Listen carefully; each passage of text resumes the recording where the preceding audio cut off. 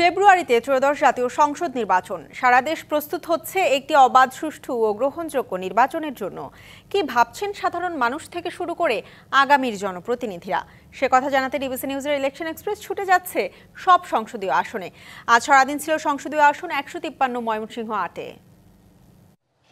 CSRM DBC election express আজ রয়েছে ময়মনসিংহ 8 আসনে। একেবারে ব্রহ্মপুত্র নদের অববাহিকায় গড়ে ওঠা ঈশ্বরগঞ্জ উপজেলা নিয়ে এই ময়মনসিংহ 8 আসন।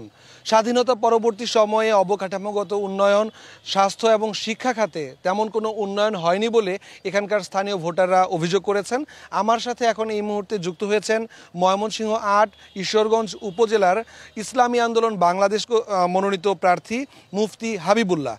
একটু বলবেন যে আসলে দীর্ঘ সময়েও কেন এই ঈশ্বরগঞ্জবাসীর সকল চাহিদা পূরণ করা গেল না, কেন উন্নয়ন হলো না?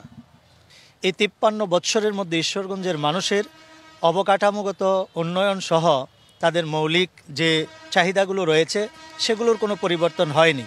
এর মূল যে কারণটি আমি উল্লেখ করব সেটি হলো এই ঈশ্বরগঞ্জে এই 53 বৎসরে যারা এমপি হয়েছেন, এই 5 লক্ষ মানুষের দায়িত্ব গ্রহণ করেছেন, আসলে তারা এই ঈশ্বরগঞ্জের মানুষের ভাগ্যের পরিবর্তনের পরিবর্তে তারা তাদের নিজেদের ভাগ্যের পরিবর্তন করেছেন এবং ঈশ্বরগঞ্জের জনমানুষের চিন্তা ব্যতি রেখে দল এবং নেতা তারা এমনও রেকর্ড রয়েছে যে ঈশ্বরগঞ্জে ক্যাডার কেন্দ্রিক বিভিন্ন রাজনৈতিক দলও গড়ে উঠেছে, তা আমাদের চোখের সামনেই।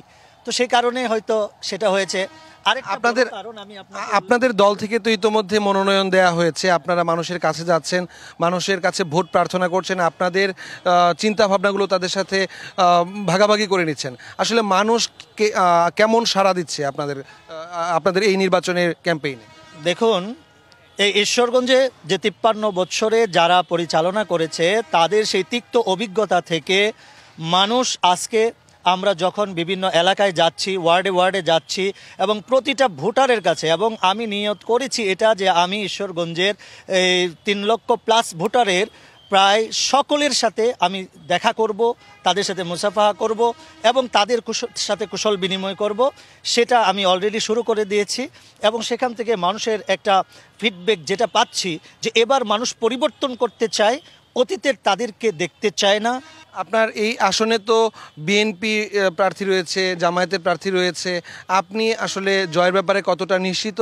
এবং একই সাথে আপনি তরুণ ভোটার, নারী ভোটার যারা রয়েছেন তাদের জন্য জয়ী হলে কি করবেন বলে পরিকল্পনা করেছেন? দেখুন, এই ঈশ্বরগঞ্জে আমাদের যে ভোটারগণ রয়েছেন তারা সকলেই একটা ঐক্যবদ্ধ হয়েছেন। কেন ঐক্যবদ্ধ হয়েছেন? কারণ স্বাধীনতার পর থেকে যারা ঈশ্বরগঞ্জ পরিচালনা করেছেন তাদের অধিকাংশই ছিল বহিরাগত। বিগত ফ্যাসিস্ট আমলে 3 বার এখানে জাতীয় পার্টি থেকে এমপি ছিলেন। ঈশ্বরগঞ্জের মানুষ সেটা বলেছে বারবার যে বছরে তাকে 2-1 বার দেখা যায়নি ঈশ্বরগঞ্জের উন্নয়নে তিনি কাজ করেননি, বরং নিজের উন্নয়নে এবং দলের উন্নয়নে কাজ করেছেন। তো এটা জনবহুল প্রচলিত। বিগত দিনে যারা ঈশ্বরগঞ্জ পরিচালনা করেছেন বহিরাগতের সংখ্যাই বেশি ছিল।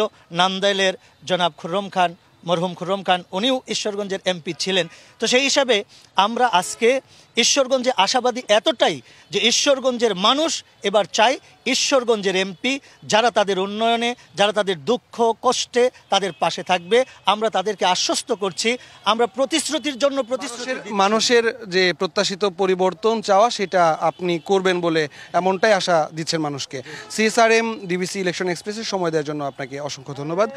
সিএসআরএম ডিবিসি ইলেকশন এক্সপ্রেস আজ রয়েছে ময়মনসিংহ 8 আসনে। পরবর্তী বুলেটিনে অন্য কোনো দলের জনপ্রতিনিধির সাথে কথা বলার চেষ্টা করব, তার ভাবনাগুলো জানানোর চেষ্টা করব। সে পর্যন্ত সাথে থাকুন ডিবিসি নিউজে।